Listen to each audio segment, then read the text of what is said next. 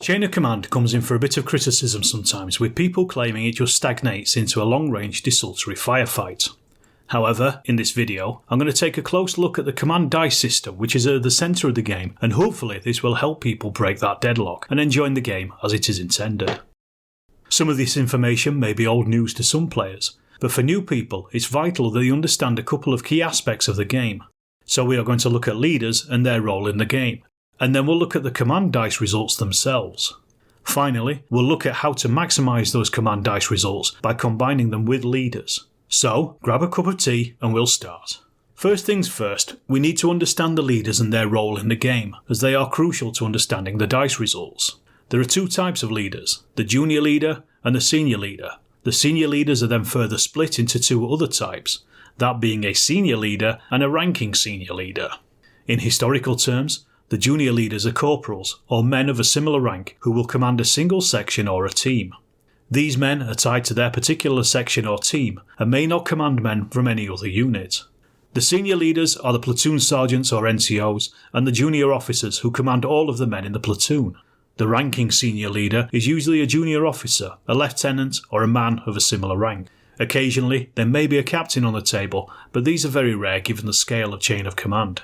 The leaders have a number of command initiatives and a command radius which allows them to influence the soldiers within that distance.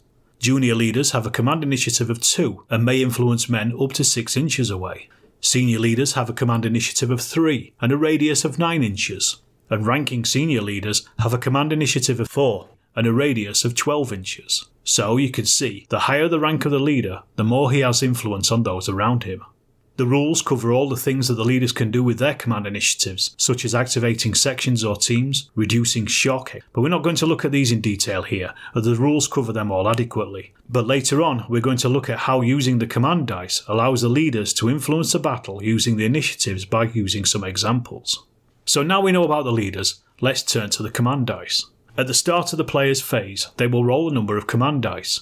This is usually 5, but it might be more depending on the status of the force. For example, if they are an elite platoon. It could also be less depending on the current force morale. For the examples later, I'm just going to assume a hand of 5 dice just to make things simpler. This is the average for most games anyway. When rolled, each dice will give one of 6 results that the player then acts upon in their turn. I'll go through each result here just so you are clear what each one does. So a roll of a 1 allows a single team to be activated. A roll of a 2 allows for a full section to be activated, a 3 allows for a junior leader to activate, and with a 4, a senior leader is activated. With a 5, you gain a chain of command point, which can then be stored and used as a chain of command dice once you have 6. And then a roll of 6 may influence if you retain the phase or if the turn ends. When rolling your command dice, the worst result you can get is a single 6 within the 5 other dice, as it just uses up an otherwise useful result and doesn't allow you to do anything with it. But that's friction. That said, it still means you have 4 other useful dice results, so all is not lost. In the heat of battle, the next worst result is rolling lots of 5s, but although they restrict you from doing much on the tabletop that phase, it still means you're building up chain of command points. This in turn means that you are closer to spending a chain of command dice to either interrupt the enemy by activating a unit, or ambush with a team, or any other things that chain of command dice allow. So again, you should still have some leverage on things to do. See the rules for more details on the chain of command dice.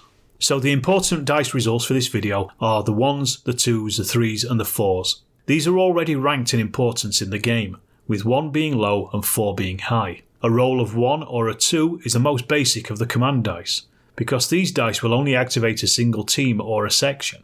When activated like this, a team or a section may only go tactical, they may move, or they move on fire, or just fire.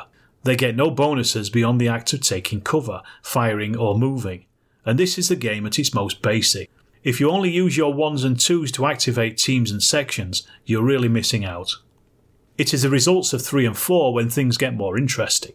A roll of 3 is a junior leader, so with the roll of 3 we have a bit more to play with compared to a roll of 2 in this example. The junior leader reduces shock, bringing it down from 2 to 1 using 1 command initiative. Then he gets a section to fire using his second activation. The reduction of shock here means that the section don't lose a dice when firing, as 2 shock will reduce your firing dice, but 1 doesn't. So we can see how using a leader has already allowed the player to do something other than just the basics, even if it is just a junior leader that is activated.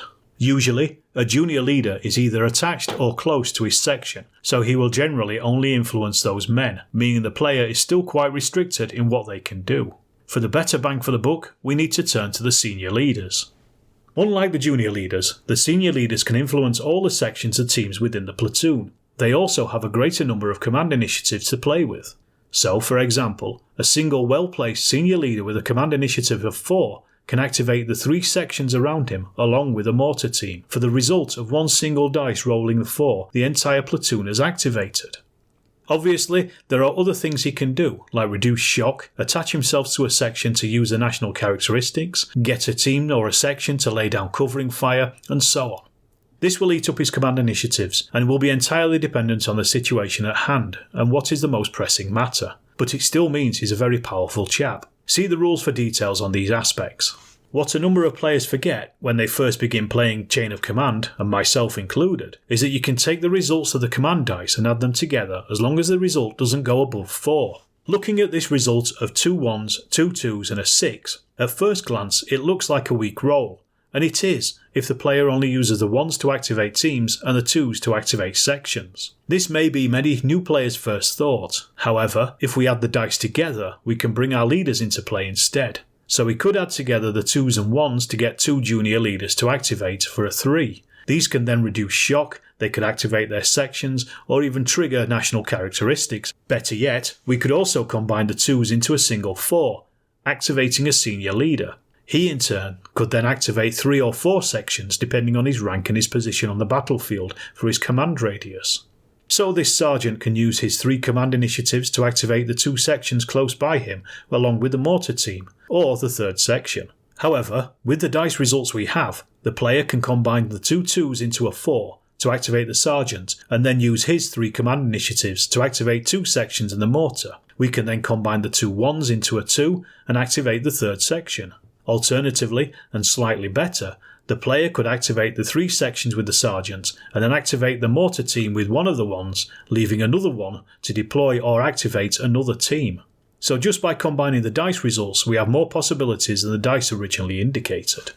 This is where we come onto the dynamism of the game. Let's say we have 3 British sections attacking a single German section in the farmhouse. The German section has lost some casualties and taken shock, but they are in hard cover. The British player wants to get one section closer to close assault the Germans, or at least throw grenades at them at some point in the future to finish them off and reduce their force morale. The section we want to assault needs to cross some open ground to the side of the farmhouse to be in a position to do this. We have our senior ranking leader on the tabletop, a lieutenant, and he is currently within 12 inches of all the sections. There is also a mortar team to the rear, but these are outside the lieutenant's command radius. So, using the dice roll from before, 2 1s, 2 2s and a 6, at first glance it's not a great roll, but we can still use it to achieve what we want. The single 6 is useless, so we can get rid of that dice straight away. But then we combine the 2 2s into a 4 to activate the senior leader. He then activates the section to cross the open ground to make for the cover of the trees on the flank of the farmhouse and out of harm's way. But unfortunately for them, they don't roll enough on their movement dice, and they end their turn in the open ground directly in front of the German machine guns, and they're also out of command radius of the senior leader. The next enemy phase could be disastrous for them. But the quick-thinking lieutenant then gets the next section to lay down covering fire on the farmhouse. This won't cause any damage on the defending section, but it will make it harder for them to fire in their phase with a -1 to hit. Remember, only a leader can get a section to use covering fire.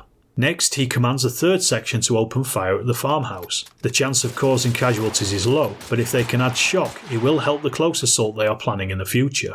And now, with his final command initiative, the lieutenant moves himself further along to ensure all 3 sections are still within his command radius for the player's next phase. This also brings the mortar team within his command radius for the future. Finally, to finish off the British phase, the mortar team now activates with one of the remaining ones from the command roll to lay down a smoke screen in front of the section in the open ground. This will then apply a -2 modifier to the enemy's firing when it is their phase. So even though the enemy might fire in their phase, they will need 6s to hit despite being at close range. Even though the initial command roll looked a bit rubbish, and one of the sections got stuck in the open, by combining the dice, the lieutenant was able to reduce the enemy's firing effect and still fire on them with the other 2 sections. Instead of only 2 sections and 2 teams activating, the entire platoon was able to add to the attack. If, in this example, the British player had rolled 2 6s rather than a 1, they would have been in an even better position, knowing the next phase was theirs, so they could have held off firing the smoke and covering fire, and fired with full effect at the Germans whilst the 3rd section rolled towards a flank.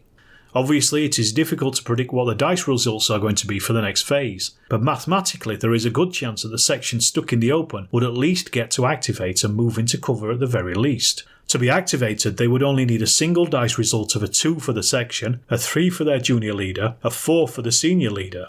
This translates to a 50% chance of rolling what they need on any one of the 5 dice, or a probability of 96% of rolling at least one of the required results with all 5 dice to enable the section to reach cover, which are pretty good odds. So in that case, it is still worth taking the risk whilst laying down fire on the defenders and hoping for more casualties on them and shock for that close assault. Don't forget as well that the player only needed to roll a single 4 or enough results to total a 4 to activate their lieutenant again and activate the 3 sections and mortar because he moved. This is only one example of the many outcomes that players will have with their command dice, but it gives you an idea of how to use those dice results to the best advantage and helps you plan for the future by ensuring that your men are in a better position than the enemy. Chain of Command is a game that encourages players to play the game using the tactics of the time, and it rewards players for doing so, ensuring that the leaders at the forefront of the battle will ensure that the player has more control over the friction that is inherent in warfare, and will allow them to get to grips with the game quicker and have a much more enjoyable experience. Well, I hope you've enjoyed this video. If you have, please let me know in the comments and consider subscribing if you hadn't already, and please do check out my Patreon and Ko-fi if you'd like to help support the channel.